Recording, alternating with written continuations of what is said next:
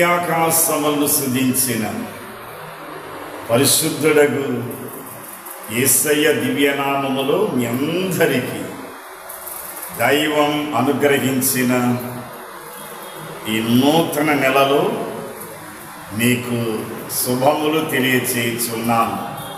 గడిచిన 7 నెలలు ఆ పరిశుద్ధ దేవుడు తాను చేసిన వాగ్దానముల ప్రకారము ఆయన మనలను తన రెక్కల క్రింద కాపాడి ఇంతవరకు సురక్షితంగా కాపాడిన దేవునికి స్తుతియు ఘనత మహిమ కలుగునుగాక. ఈ ఉదయకాలపు 8వ నెల 1వ తేదీ అరుణోదయ సమయముందు మీతో ఈ ఆశీర్వాద వర్తమానాన్ని పంచుకోవటానికి దేవుడిచ్చిన ఈ ఆశీర్వాద సమయాన్ని బట్టి దేవునికి స్తోత్రము. మనందరి ప్రార్థనలు ఆలకించే దేవుడు మనకు సమీపముగా ఉన్నాడు. కావుననే ఆగస్టు నెలలోనికి మనం ప్రవేశించాం. 2024వ సంవత్సరములో ఇది 8వ నెల. అందువల్ల ప్రభు దగ్గర ప్రార్థించగా దైవం నా మనస్సులో పెట్టిన ఒక చిన్న వర్తమానపు అంశం ఏదనగా ఆటోగ్రఫీ, ఆగస్ట్ ఆటోగ్రాఫ్ ఆర్ ఆగస్ట్ ఆటోగ్రఫీ. ఈ యొక్క మాటకు అర్థం ఆటోగ్రఫీ ఆర్ ఆటోగ్రాఫ్ అనగా స్వహస్తపు రాత, తన సొంత చేతితో వ్రాసిన వ్రాత. ఆ విధమైన వ్రాతలు పరిశుద్ధ గ్రంథమందు మనకెన్నో రాయబడి ఉన్నప్పటికీ రాయబడిన వ్రాతలలో ఈ యొక్క ఆశీర్వాద ఆరాధనకు అవసరమగినట్లుగా మన ఆధ్యాత్మిక జీవితానికి అవసరమైన 3 వ్రాతలను మీతో చెప్పాలని దేవుని సంకల్పమై ఉన్నది. మొట్టమొదటిగా రాతిపై వ్రాసాను, 2వ వ్రాత గోడపై వ్రాసాను, 3వ వ్రాత నేలపై వ్రాసాను. ఈ 3 వ్రాతలలో ఉన్న ఆధ్యాత్మికమైన సత్యాలను ధ్యానించటానికి దేవుడిచ్చిన ఉదయకాలపు సమయాన్ని బట్టి దేవునికి స్తుతియు ఘనత మహిమ ప్రభావములు కలుగునుగాక.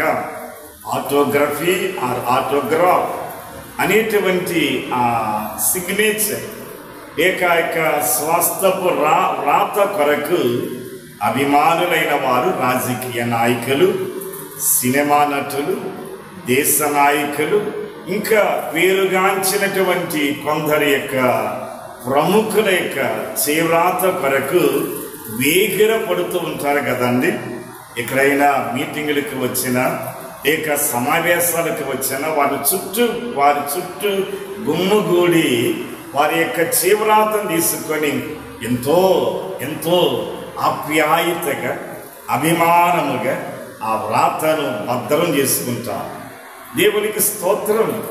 ఆ వ్యక్తి చనిపోయిన తర్వాత కూడా ఆ వ్రాతను చూసుకొని మురుసుకుపోతూ ఉంటారు. ఆ వ్రాత ఆ సిగ్నేచర్ చేసే ముందుగా ఆ ప్రముఖులైన వారు ఒక జ్ఞాన సూక్తి అనగా ఒక ముఖ్యమైన మాట ఏదైనా వ్రాస్తారండి. God's loves you, Jesus saves you, grow in grace. ఈ విధంగా చిన్న చిన్న మాటలు రాసి చేవ్రాత రాసి ఆ ఆటోగ్రఫీ వారి అభిమానులకు అప్పగిస్తూ ఉంటారు. అదే మాదిరిగా పరిశుద్ధ గ్రంథమందు కూడా దేవుడైన యెహోవా తన యొక్క సేవకుడైన మోషేను పిలిచి తన యొక్క స్వహస్తాలతో 2 రాతి పలకలను చేసి ఆ 2 రాతి పలకల మీద 10 ఆజ్ఞలను నిర్గమాకాండము 20వ అధ్యాయములో కనబడే ఆ 10 ఆజ్ఞలను ఆయన తన స్వహస్తపు రాతగా వ్రాసి దీనిని పట్టుకొని వెళ్ళి సీనాయి పర్వతం నుంచి దిగి వెళ్ళి నా ప్రజలైన ఇశ్రాయేలులకు నీతి న్యాయములను, సన్మార్గము, దుర్మార్గము, వారికి భక్తి, ఆత్మీయత, మంచి జీవితాన్ని నేర్పించామని ఆయన వాటిని వ్రాసి పంపించారండి. దేవునికి స్తోత్రం.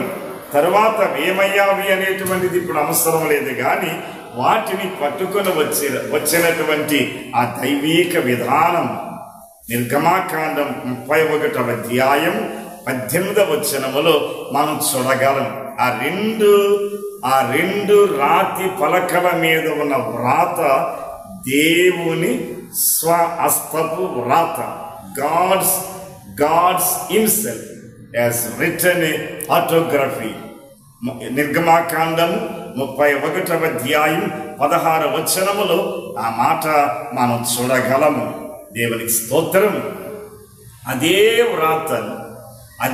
వ్రాతగా వ్రాసిన 10 ఆజ్ఞలను ప్రభువైన యేసుక్రీస్తు నూతన నిబంధనలో ఆయన 2 ఆజ్ఞలుగా చేశారండి. మొదటి పలకలో ఉన్న 5 ఆజ్ఞలను ఒకటిగా, రెండవ పలకలో ఉన్న 5 ఆజ్ఞలను ఒక ఆజ్ఞగా, 2 ఆజ్ఞలుగా చేసినది మనము మార్కు సువార్త 12వ అధ్యాయములో స్పష్టముగా మనం చూడగలము. దేవుని స్తోత్రం. పౌలు భక్తుడు హెచ్చరించుచు ఉన్నాడు.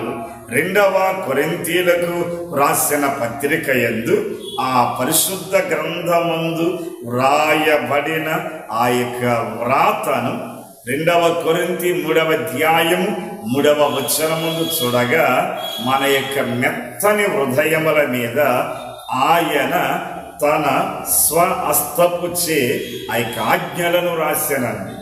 దేవునికి స్తోత్రం. తన యొక్క దేవుని స్వంత స్వస్థపు వ్రాతను మనము పాటించటానికి, గైకొనటానికి, అవలంబించటానికి, దాని ప్రకారముగా మన యొక్క జీవిత సరళతను, మన యొక్క జీవిత విధానాన్ని గైకొనటానికి దైవం పరిశుద్ధాత్మ శక్తిని మనకు అనుగ్రహించి హృదయాల మీద వ్రాసిన ఆ వ్రాత ప్రకారము నడవటానికి దేవుని ఆత్మ నీ ముందు, వెనుక, కుడి, ఎడమలగా మనలను ఆవరించి దాని ప్రకారంగా ఆ ప్రేరేపణ పుట్టించి మనం నడిపించచ్చు ఉన్నది. ఇది మొదటి వ్రాత. మర్చిపోకండి, ఎందుకు రాతి పలకల మీద వ్రాయవలసి వచ్చాను? ప్రాచీన ప్రతి అయినటువంటి ఒక పత్రం ఒకటి ఉందండి. ఆ పత్రం మీద దాన్ని ఆయన రాయలేదు.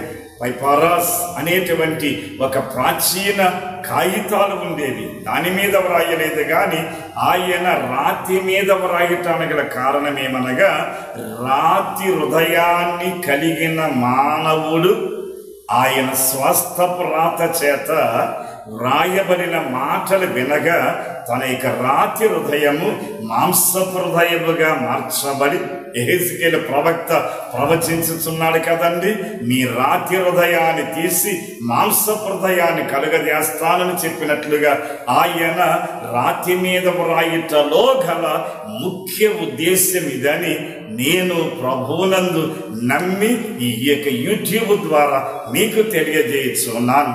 అట్టి మాంసపు హృదయమే అన్యుడును వైద్యుడైన లూకా తాను రాసిన సువార్తలో 8వ అధ్యాయం 15వ వచనమందు దాన్ని మంచి నేలగా చూపించాలండి. మంచి నేల దేనికి సాదృశ్యమనగా, వాక్యాన్ని విని, అంగీకరించి, అవలంబించి, దాని ప్రకారంగా అనుసరించి అతడు 30, 100, 60 100 ఫలించటానికి దేవుని కృప అతనికి సహాయపడును. 2వ వ్రాత గోడ మీద వ్రాసానండి. Writing on the wall.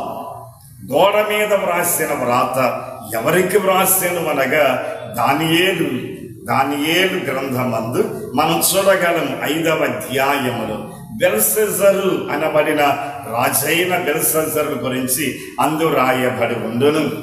అతని యొక్క ప్రవక్తన ఏదనగా తన మనస్సును అణుచుకొనలేని అసమర్థుడండి.